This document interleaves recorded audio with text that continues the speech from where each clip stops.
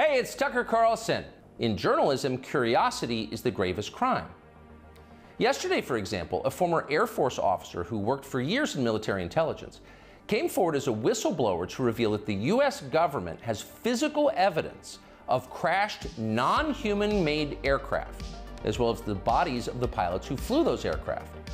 The Pentagon has spent decades studying these otherworldly remains in order to build more technologically advanced weapons systems. Okay, that's what the former intel officer revealed, and it was clear he was telling the truth. In other words, UFOs are actually real, and apparently so is extraterrestrial life. Now we know.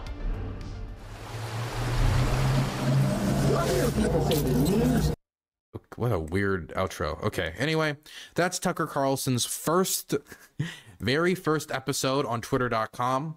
It included Ukraine being responsible for the damn explosion, aliens, JFK, 9/11, and trans people, all connected to the same. And the reason why you're not able to know the truth about the damn explosion is because of the evil, non-democratic, alien-hoarding American government. Wow. Brilliant analysis, as always. Brilliant analysis. What is the truth about these aliens, guys? We need to know.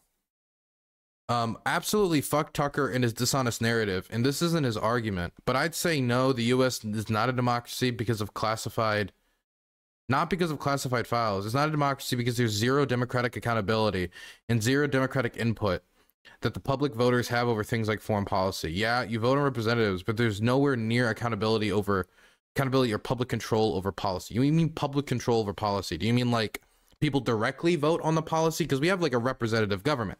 Because if you want, like, the only true democracy would be everybody gets to vote on every bill passed, like every citizen. I don't think that would fucking work.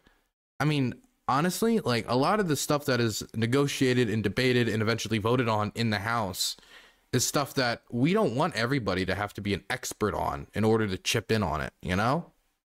I don't know how comfortable I would be with every single person voting on housing regulations when it comes to like structural integrity. Are the people voting on this engineers? I know many of the people in the House aren't engineers that vote on this, but that's why they'll usually like have people come to Congress and like testify about the legislation, and they'll have people who have more experience in it be the ones that kind of dictate party policy, you know? I don't think I think saying America's not a democracy is just hyperbolic. You could say that America isn't democratic enough. You could say that we should be more democratic, but saying America isn't a democracy based upon that would mean that basically every single democracy in the world isn't a real democracy because they're representative government. Because I don't think there's any like 100% real democracy as in everybody gets to vote on everything.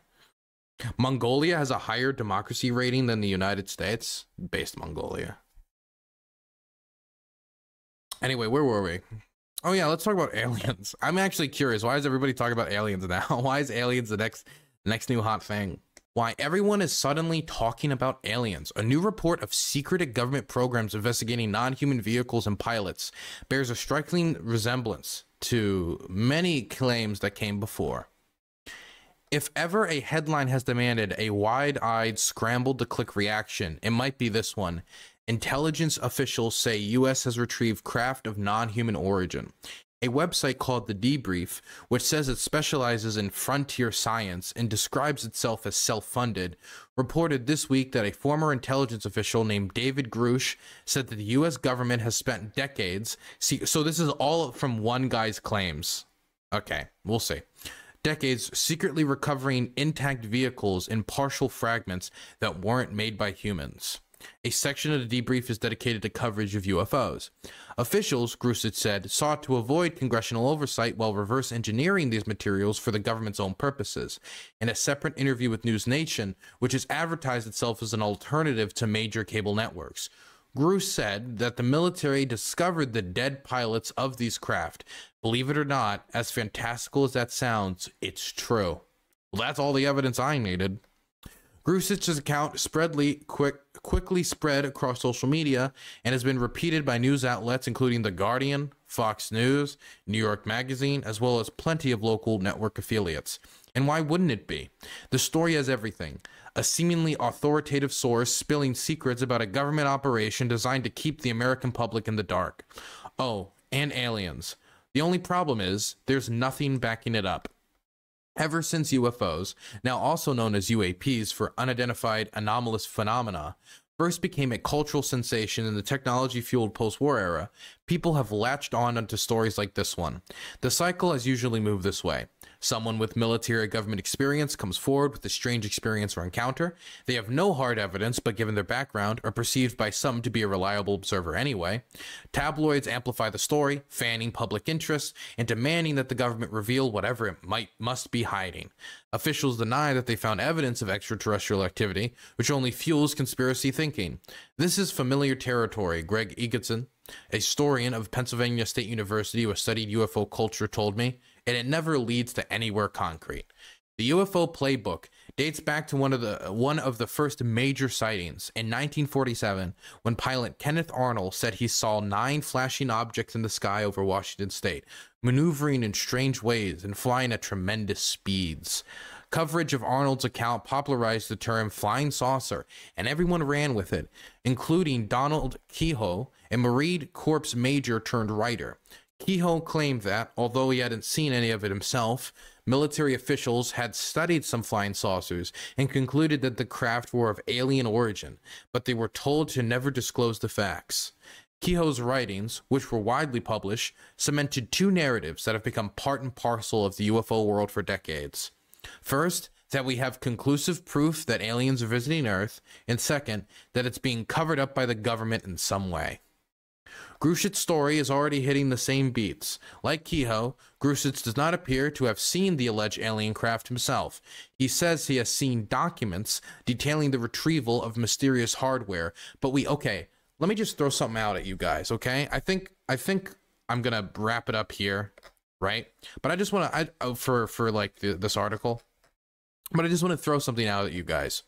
Are you telling me that a U.S. National Guardsman can take documents, hundreds of documents, and leak them onto the Thug Shaker Discord channel and get away with it for like months before eventually being caught, only because his postings and his sources that he keeps spreading eventually spread too much and everyone started paying attention?